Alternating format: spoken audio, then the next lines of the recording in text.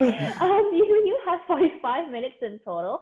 The last Right. 15 will reserve for your Q&A. So guys, if you have any questions, please leave them in the Q&A box, and that way it'll be all well ordered and we can track them systematically. So do note you can ask questions at any time of the presentation. YiHui, you can go ahead and set up your screen. I'll be here to buffer the audience for a little bit more.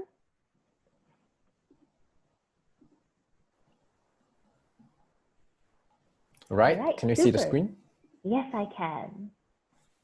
All right, so let's start. Okay, so my topic will be about influence marketing in Asia. So it'll be focusing on influence marketing in this region. So before I start, maybe let me give some context about AnyMind Group.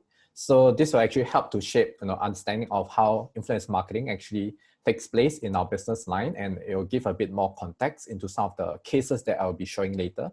So we actually started in April 2016, so it's not it's just a few years old. But right now we have about 70 offices in 13 markets, and it's all in Asia. So we have a very localized team in each market to actually run influence marketing campaigns to give insights and also to provide expertise in the local markets in terms of not just local market conditions, but also in terms of the localization and also the translations. Yep. So we have an entertainment line of business, which is for our influencer marketing arm. And that also includes our talent management side of business. And we do have the digital marketing arm to support the influencer marketing, because we see influencer marketing as part of marketing. It's not a standalone marketing tool by itself. So I think a lot of people think that, influencer marketing, you can just do it alone, but it should also kind of like complement your entire marketing efforts. So apart from these two business lines, we have other businesses like the D2C business, which we have just recently set up. So it's more to help our businesses and also the individuals like the influencers to set up their own brands, and we'll help to publicize it. We help to set up the backend, link them to the suppliers, and then create their own e-commerce site. So this will help to push their brands out to more people out there. And the last business line we have is the HR side business, where we actually utilizes our own platform to run HR side of operations. So all these different arms are supported by our own platforms that we develop, and especially for influence marketing, where we do have our own platforms to run influence marketing campaigns. So this gives a bit of more context for our entertainment business. We have our influencer marketing supported by the Casting Asia platform, and then we have the talent management, where we actually help our creators. We have our own creators where we help to grow their online presence. We help to optimize their channels like on YouTube, Facebook, Instagram. We help them think of like topics to create different contents, editing their videos, and then to help to grow their followers in all these different social media platforms. And this is our regional footprint, which is mainly focused in Asia and also recently in India and Middle East. So without further ado, let's start on influencer marketing. So I think a lot of people here are quite familiar with influencer marketing, but what does it really mean and what does it entail? So over the past few years, we see a lot of different terms about influencers, and there's also another key term that people use, which is the key opinion leader. So people think that these two is the same, but it's actually a little bit different. For influencers, they are actually people who have a lot of followers on their social media platforms. They have a lot of like engaging content, and they create content which fits their own focus of expertise. And they can also exert their influence on social media. Whereas for key opinion leaders, they are authorities over specific topics. So for example, there can be doctors who specializes in the medical field. They have the experience, they have the expertise in the medical field to actually share opinions and thoughts about developments in the medical field. And for example, so for key opinion leaders, they do not need to have a lot of social media followers, but these two terms are actually interchangeable. They can be an influencer at the same time. For influencers, they can also be a key opinion leader. So it is important to understand what you're actually looking for a campaign. Are you looking for people with a lot of followers, or are you looking for people with certain expertise in over certain topics? So why influencer marketing? A lot of people think that influencer marketing is the in thing to go. A lot of companies are trying out influencer marketing, and that's why they should venture into influencer marketing. But I think that's a very dangerous thing to do. You should really understand how influencer marketing plays a part in your digital marketing efforts or even your entire marketing campaign. So the first thing is that for influencers, they are able to provide an alternative to the brand's voice, because nowadays people don't really trust the content that's coming out from the brands themselves. I mean, like, brands will always say good things about their products or services.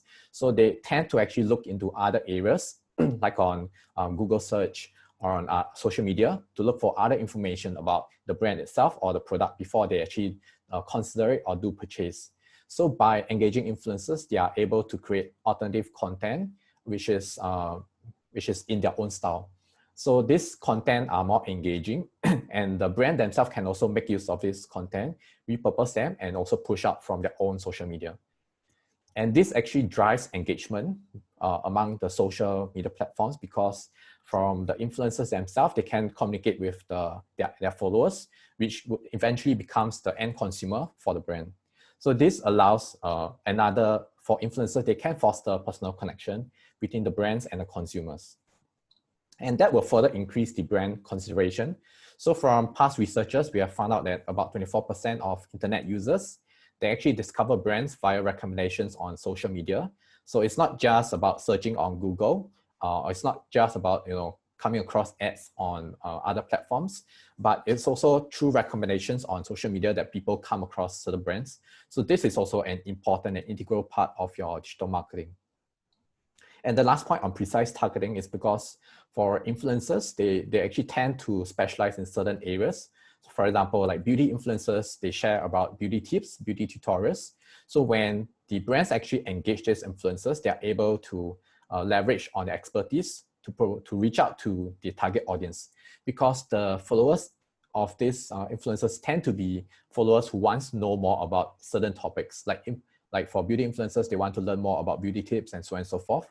So by leveraging on them, you're able to target to the right audience that you want to reach out to.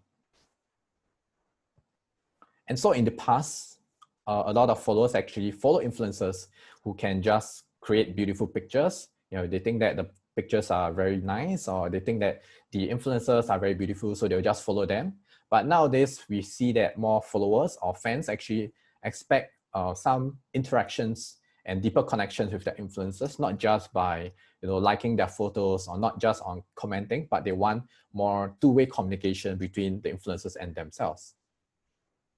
So that is how influencer marketing has evolved. People actually want more storytelling. They buy stories. They don't just buy goods and services. It's not about just doing a single post and it expects people to actually do the purchase immediately. They actually buy the stories behind it. People or influencers actually share stories about their own experience behind the products and services and how they actually do the reviews on that. So they actually buy those stories and not just the products. So an example over here for Off-White. So it is a fashion brand founded by Virgil Abloh in 2012. It is actually the artistic director for Louis Vuitton, and he actually started his own brand back then in 2012. So because of his social standing, he actually has a lot of connections. So he engaged like famous influencers like Kendall Jenner to actually put on his clothes and do some social media postings about her daily life and how she actually donned on his clothing. So apart from that, he also does his own content marketing. So for the past few years, he has been sharing content on his own brand social media pages about his entire process of like creating certain designs and even sharing process of how he actually collaborate with other brands. So it's a totality of the entire marketing efforts plus influencer marketing that he actually is able to engage with the audiences. And right now, his brand has been crowned as the world's hottest brand for last year by List Index. And he also beat other big brands such as like Gucci and even Nike. So influencer marketing is a big part of his business, but he didn't just stop there. He actually created other contents himself to complement that. And so it comes to understanding the audiences of the influencers themselves. I mean, a lot of influencers have a lot of followers, but are you actually reaching out to the right audience? So we actually need to rely on insights to understand where the audiences actually comes from and then what's the demographics of these audiences. So then you'll be able to actually know whether these influencers are suitable for your campaigns or not. So this also leads to the next point on why people are actually shifting towards micro and nano influencers. So because most of the followers of micro and nano influencers are made up of their own friends or even family members. So normally when they actually say something on social media, they would tend to have higher trust compared to the macro influencers or celebrities. And we also find that for this type of influencers, they tend to have higher engagement rates. From our campaigns, we actually see between 3% to 7% engagement rate for micro and nano influencers, whereas for macro to celebrities, they tend to range between 1% to 3%. And they're also more cost friendly because the budget used for one celebrity or macro influencers, you can engage a lot more micro and nano influencers. So when you take the engagement rate into consideration, so overall you might even achieve a higher engagement than compared to just hiring one macro or celebrity influencers.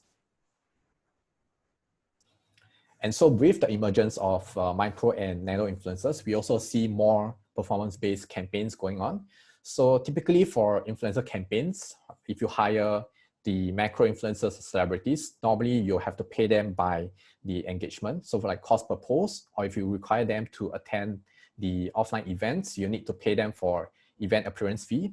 But nowadays with the emergence of this micro and nano influencers, we tend to see more performance-based campaigns where you pay these influencers by performance. So for example, the cost per like, the amount of likes that they get from their postings, cost per click or cost per view, and etc. So with this, you are able to actually guarantee the kind of performance you can get for the campaigns because you only pay based on the performance. And this is a case study that we did for Coca-Cola in Vietnam. So they released a new flavor, the coffee Coke in Vietnam. So they wanted us to raise awareness and also to promote the offline activation that they did in Vietnam.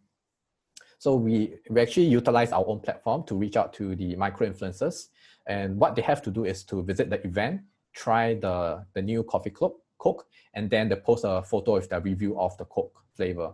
So within 2 days, we are able to actually get 100 plus micro influencers to join the campaign, to go down to the event and do the review. And it created a lot of different social conversations. So the good thing is that you are able to activate large scale campaigns with our platform. So it's quite easy. You don't have to reach out to the influencers one by one. And then you do not have to pay them for attending the event as well. They'll just go down to the event and then they will be paid by the performance. So this ensures that there's a lot more people that can actually visit the event and you only pay them for the performance. But of course, then the remuneration they get, we will need to kind of cover the cost of them traveling down to the event. So that is done with consultation with our own localized team. And it is another example of what we did for Poke in Thailand.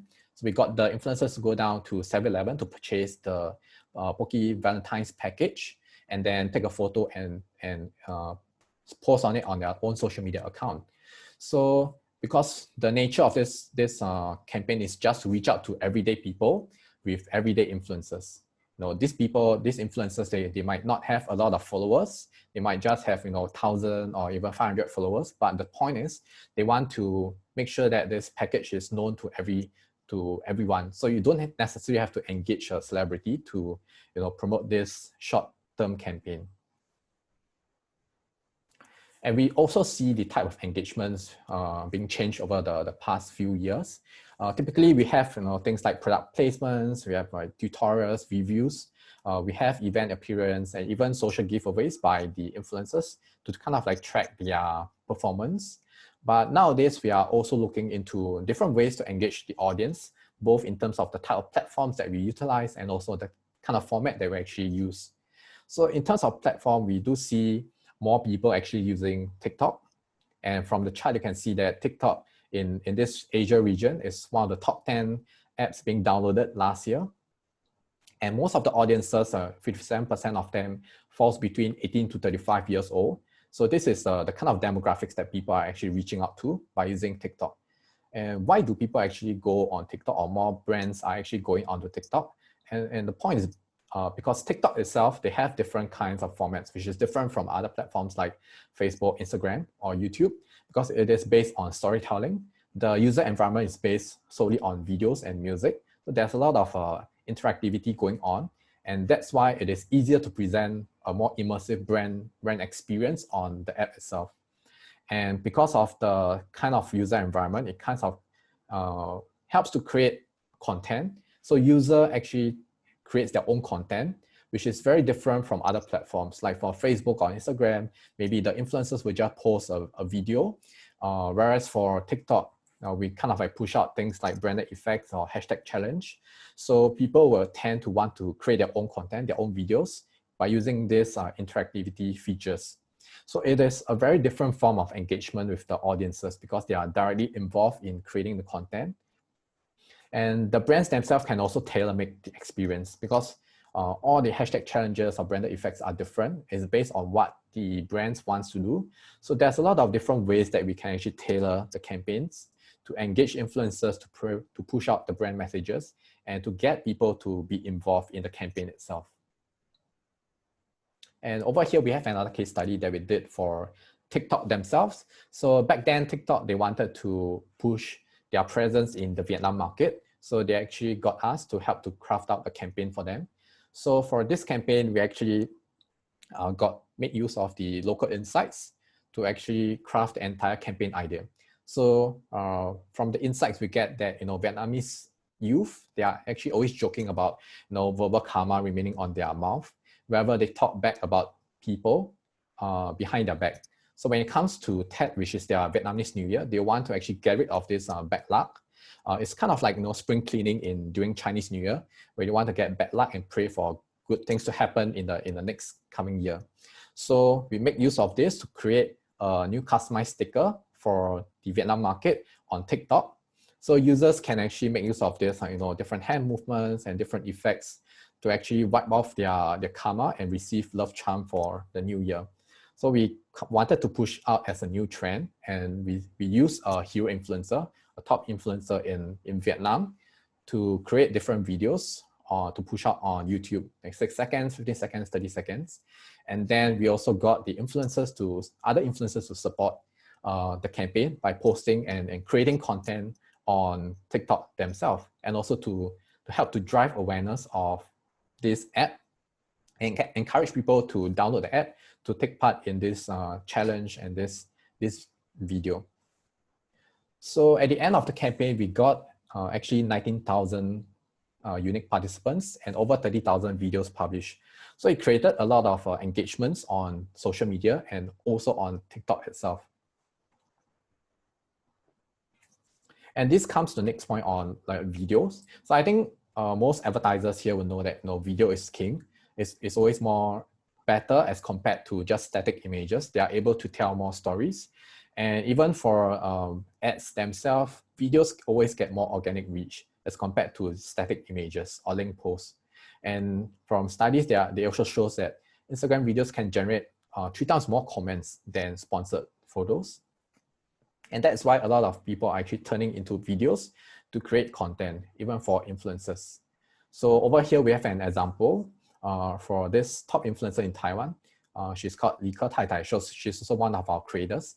So she actually did an interview with Jolene. So Jolene is a Taiwanese celebrity. She's a singer and is also quite popular in Asia.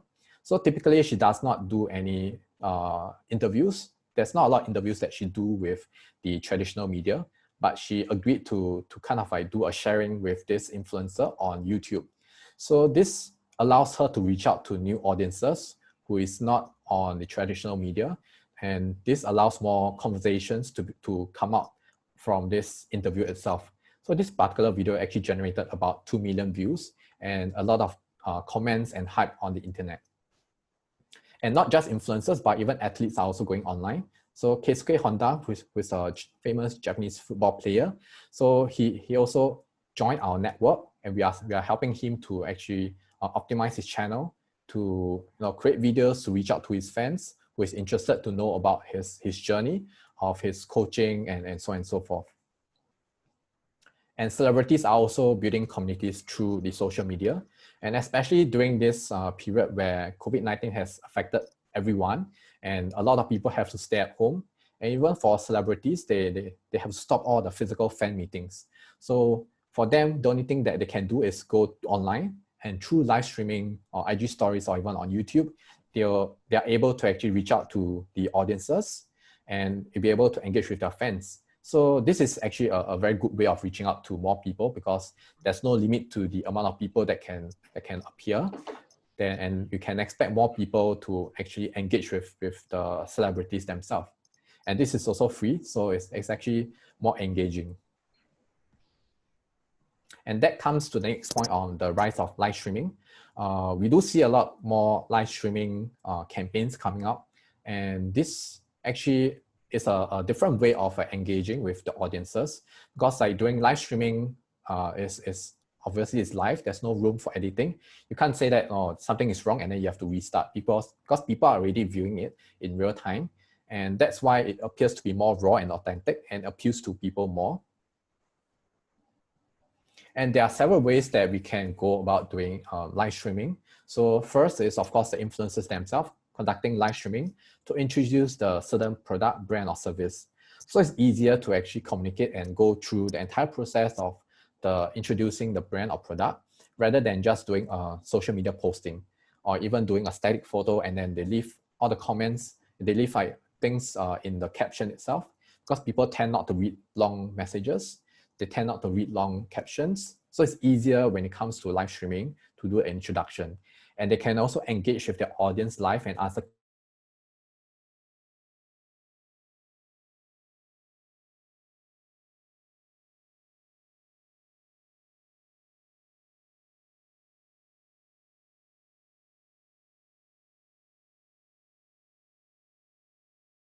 inviting a beauty expert to your session. They can share information that is credible and supported. Whereas for influencers themselves, they can just share their tips and also their personal experience in using or reviewing the certain. By using the influencers and also experts, they can lend a more credible support to whatever the influencer is claiming. And the last way that we actually did before is the influencers co-live streaming. So we can get certain influencers, for example, like parenting influencers or beauty influencers, to come together to discuss relevant topics instead of like just one influencer talking by themselves. They can share different experience from different point of view. And this also increases the engagements and things that they can get from the live streaming session. So over here, we have another case study, which is during the enhanced community quarantine period in the Philippines during COVID situation. So the fintech app wanted to introduce their product to the people in Philippines. So we actually got the influencers to do live streamings on their own channels to highlight the features and bring the users through the features of the app and how they can actually utilize the app. So this encouraged more engagement, and we got a lot more views compared to the traditional way of just posting on their social media account. And from live streaming, we see another area, which is live commerce. So live commerce is quite different from live streaming, because live commerce involves the selling of the product directly. But for live commerce itself, it's not something that's very new. It has been around for quite some time, especially in China, which is growing in popularity and is quite widely used in China nowadays. And especially when it comes to certain sales period like 11/11, we see a lot of live streamers in China doing live stream to sell the products. So over here, we have an example for, maybe some of the females here will actually know this guy, who is called Li Jiaqi. So he's the king of lipsticks. Imagine a guy selling lipsticks, but he made the record of selling 15,000 lipsticks in just 5 minutes. And he's also one of the top sellers in Taobao to be able to sell all these like different beauty products. And for Li Jiaqi himself, he's not an influencer. He did not start as an influencer. He was actually a salesperson in a departmental store selling these cosmetic products. So eventually he got the opportunity to go online to actually sell the products on Taobao. And eventually, because of his his technique of selling encourages more people to tune into his live streaming. And now he has a big follower fan base, and he's able to sell a lot of the products in just a short amount of time, instead of like one-to-one in a physical store. So there's a lot of opportunities out there, and even in Southeast Asia or in Asia region out of China, we see more people going into live commerce. And this is an example that we did for Shopee themselves. So because we know that Shopee Live is they only did it recently, like last year, and they wanted to get people to start doing live streaming. So they engaged about 50 of our nano influencers to conduct live streaming on Shopee accounts. And by announcing it to their friends on their own social media, they encourage people to go to Shopee to view their own live stream. And during the live session, they also gave out like the discount codes and also coins for the customers to use. So eventually, after the live stream, they can actually make use of these coupons or the coins to purchase products on Shopee. But of course, for live commerce, it's not without constraints. Unlike China, where we see that typically for live commerce in China, people are able to convert immediately. So from the commerce platform, they can actually click on the product and they can just make the payment immediately, and that is recorded as a conversion directly. But for other places like in Asia, we lack this kind of technology for now. And even for live commerce platforms, we don't see a lot of it compared to China, where we see hundreds of them. Yeah, so Shopee Live and Lazada, they only launched recently, like last year. And even Q10's like Q Live has not garnered a lot of traction, even though they have been launched for some time. And for the popular platforms like even TikTok, Facebook, Instagram here, their live do not offer the kind of a one-stop shopping integration. Although now we do see Facebook shopping, Facebook shops and Instagram shopping, but I think there's still some developments that needs to be done to integrate the entire payment process such that they can make the payment directly during the live stream session instead of like converting after the session, where they have to click on another link to go to external site to convert. Yeah, so I think this integration part needs to be further worked on, but I think there's developments and we should see some new things coming out from these platforms in the next few years. And the other thing is about the affiliate model. So typically in China, those live streamers, they are not influencers. Whereas for Asia, people are getting influencers to do live streaming or to sell products. So that's a very different situation, because in China, these live streamers are more like salesperson. So they're able to sell certain products and they specialize in selling that products. So when people actually tune into their live streaming, they would get tips and relevant expertise knowledge about their particular product. So people tend to go to them. They are the go-to people whenever they want to purchase certain products or listen to certain reviews of those products. Whereas influencers here is a bit different. They tend to not focus on certain products. They tend to focus on a lot more things in general. Yeah, and then in terms of the payment model, typically in China, they go with affiliate model. So they get a commission out of the sales that they achieve from the products. Whereas in other areas, like in Southeast Asia, for example, they do not tend to go with affiliate model. They will tend to actually say that, for like this live streaming, I'll charge this amount. So it is a fixed amount, no matter what's the performance like. So I would say that the current penetration in this region is still not enough for these everyday sellers to gather enough exposure, because Shopee Live or Lazada Live is still new. And even if people are starting to go on live streaming, we still need people to actually accept this idea and to follow them on these commerce platforms. And that leads to the last point on the lack of consistent and regular content, which is currently we get influencers to do one-off live streaming on these platforms. Whereas in China, they do regular postings. They do like regular talks about certain topics, like for certain brands. There are regular sessions, sharing sessions, which is something that we are currently lack of. And there's also a lack of hosts on the live commerce platforms. But the good thing is like, Lazada, they also recently launched their Last Talent. They are starting to get hosts to be a part of their live commerce in the region. So we are starting to see a lot more investments in these areas, and hopefully we'll see a lot more regular and consistent content so that we can attract regular followings rather than just one-off live session from those influencers. Yep. So in summary, what I've covered earlier, there's been a shift towards micro and nano influencers for the campaigns, and that also led to more performance-based campaigns that's being done in the Asia region.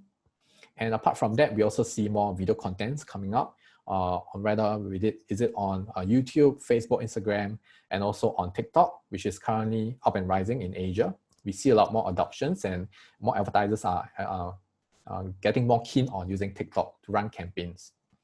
And of course, the last point which I've just covered is the rise of live streaming and live commerce, which we foresee that it will actually become bigger in this region in Asia, but it might not be as big as China, because the kind of operations is different, the kind of environment is also different.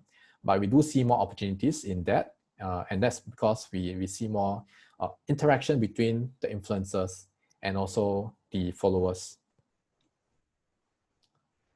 Yep, so if you are interested to look at more insights, for localized insights, you can actually go onto our blog, our website, to actually find out more. So with that, I've come to the end of the presentation. Hope it's concise enough. I definitely think it was. Thank you so much. And as everyone else is watching, let's give YiHui a virtual round of applause. A big hand. Thank you so much for your presentation. Now, YiHui, I actually have like 3 to 4 questions here. I think let's do the one in the chat box first. So this one comes from Alex. Now, Alex would like to know, influencers of what scale in terms of follower base are the most efficient? And what is the role of paid media and influencer marketing? Right, so I'll answer the first question first on the scale. So I think for the regions, every region actually have different definition of the kind of influencers. Like, macro influencers in Singapore, it could be just micro in other markets like Thailand, Vietnam, because of the sheer population size. So I think that for each market, there are different efficiency in terms of the results. So in our blog, we actually do cover like each market, what's the optimal size based on our campaigns. Like in Thailand, for example, we see certain size, like for example, between micro influencers, between 1,000 to 10,000, they might perform better. And then like on Facebook, we can see maybe followers between 100,000 and so on and so forth. So I would say that each market is different. So I would not say like in general, what's the optimal figure, because different markets works differently. So I think for that, you can also refer to our blog for more information. Maybe for the second question on what's the role of paid media in influencer marketing. So I did not include another case study that we did. Actually, it was for an airline company. So we actually did influencer marketing. We actually took a video for the influencer when the influencer traveled to another country by using the airline. So it's more like a experiential journey by taking the airline to the destination. We did some footages, and then we actually pushed out those footages as marketing ads. So on social media, on YouTube and whatsoever. So these are the kind of videos that can potentially entice people to actually watch, because it is they have their own fan base, they have their people who will watch the videos. And for influencers themselves, they'll also do their own postings. And even for other kinds of influencer marketing campaigns, they can also repurpose the content to make use of them to push out on paid media. So I would say it's a whole digital marketing strategy, how you can make use of other content and not just the content you create yourself to push out. It's very true. I see a lot of companies actually doing that. And I think it's also a win-win situation in a way, like, the influencer gets to experience all this, and at the same time, the company that hires them gets all this content that they can repurpose, like you mentioned. Yeah, definitely. Now this next one comes from Chris. Now, Chris would like to know, where would you say influencer marketing fits into the marketing funnel, and how does Casting Asia help, and or what is the advantage of Casting Asia? Right, that's quite interesting. For influencer marketing, it depends on the objective. For example, like we see live commerce in China, it actually is more on towards the conversion base. They don't care, like what kind of branding efforts, that they just want conversions. Whereas in other regions like in Asia, that's not very possible because of there's limitations to the platform. You can't convert straight away. So most of the time when it comes to influence marketing, it's mostly towards more of the awareness and consideration stage rather than conversion.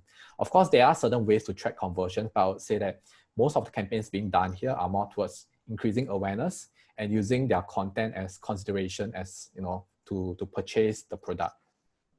And for Casting Asia, it is more like a platform to run marketing campaigns, and it helps to organize entire digital influencer marketing campaigns into one platform. So you don't have to go to individual platforms to look at the postings. The reporting is all done there. And we make use of technology to actually give insights, because I think it's important that you need to understand the followers, what kind of followers that the influencers have. This kind of insights will help to actually shape the entire digital influencer marketing approach. Absolutely, I agree. Thank you for your question, Chris. I think that was very interesting. Now, this next one is, there are so many influencer platforms out there. What is the difference for Casting Asia? Yeah, definitely. We see a lot of platforms in Asia and even in Singapore. So there are different ways of doing influencer marketing. So like what I said earlier, there is the way of engaging macro influencers, celebrities. There's also the micro and nano influencers.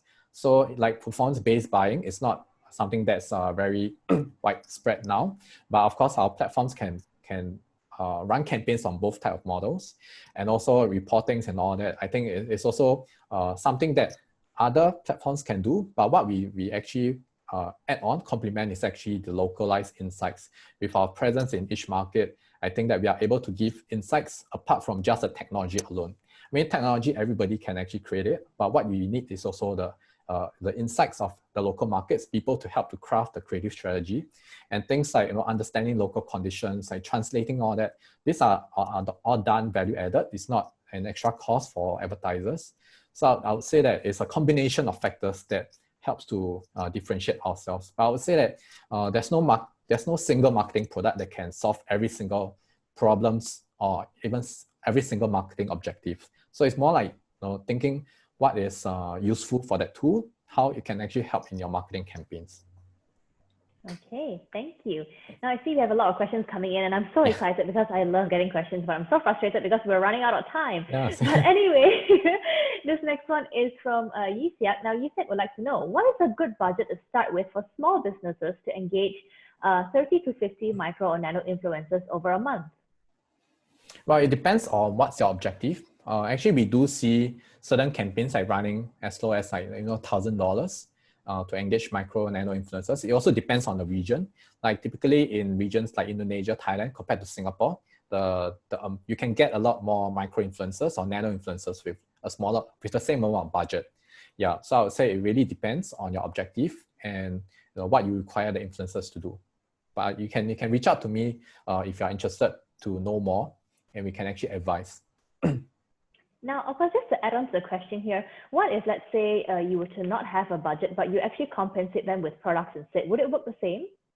That's more like product seeding. So typically, there are companies who does product seeding, but you might not guarantee that there's people or the influencers doing the reviews for you. Yeah, so there are different ways of doing it, and that's certainly one way that you can actually go about doing that. But in terms of crafting the type of content or the entire strategy involving influencers, then I think that has to be a different kind of way of engaging them. I mean, if you just want to do a one-off and send them products, and then it's also possible. That does make sense. Okay, thank you. I think let's do one or two more questions here. So this next one is, what kind of brand safety measures can we take when working with influencers? Considering beyond sponsored and paid posts, influencers might be negatively associated with various controversies and etc. Yeah, so I think this, apart from the tool itself, I think we have to understand also the background of the influencers, and that's where the team actually, or the agency, can actually give more insights. We typically have to understand, what kind of influencers are they? Are they the more controversial type that likes to talk about controversial topics, or are they very safe? They don't talk about those controversial topics. So it's we have to understand that these influencers, what's their background, and maybe even trace back up to 2 years. What kind of content have they talked about on social media before? So that is when we actually consider the background and whether they fit into the brand voice. And you also have to think about whether the kind of approach by the influencers fits with your brand voice. If your brand is tend to be more safe, more reserved, then it's better that you go to influencers who are more reserved as well. That kind of fits with your brand objective. Correct, because they're complementary to your brand. Yeah, correct. Okay, we have 2 more here. I think let's go through this very, very quickly because I think they're very good questions here. Now, this one is, are Instagram takeovers of brand IG accounts by influencers something that is trending now? Or is it a dying trend? What are your thoughts on this? Now, I would say it has been going on for some time, but it's a matter of how people actually uses it. So it can be thought of as like a live streaming. So what you do on the live streaming actually matters. Now, are you just asking the influencers to just take over the account and then just promote the product? Then it's the same as like doing live commerce. And it doesn't matter which account you actually take over. It's a matter of what you actually use or what you actually do on the brand IG account. It could be a collaboration, or it could be a discussion or talk show that you conduct on the brand's IG story. So I wouldn't say that it's trending or not trending. It's a matter of what you are using it to do. Yeah, the kind of ideas that you actually do on the live session. Okay, it just comes down to the utilization in that sense. Correct. All right, so this last one is from Angela. Now, Angela says, hi, YiHui. What tools do you use to find influencers and understand their followers' profile? Right, we use our own tool actually. So it's our own platform that we actually utilize to actually analyze the insights of the influencers, understanding their profile, and also in terms of like the sentiment. And of course, we are building up more features on our own platform to actually enhance the entire influencer marketing efforts. And it also comes with like a campaign management tool. Yeah, so it's like a one-stop platform that actually uses to manage influencer campaigns. Okay, fantastic, YiHui. I'm going to have to say goodbye to you now because Ivan has been waiting for a while and we have to move on. But thank you so much. I think your topic was really, really interesting. I think you covered a lot of prospects, of influencer marketing that we would not necessarily see or, we would take for granted. But thank you so much for everything that you have brought to the table today at the Singapore Marketing Fest 2020. No problem, it's my pleasure. I hope to see you soon. All right, thank you. All right, bye. Feel free to stay on for the rest of the day. Sure. Exabytes. Grow your business online.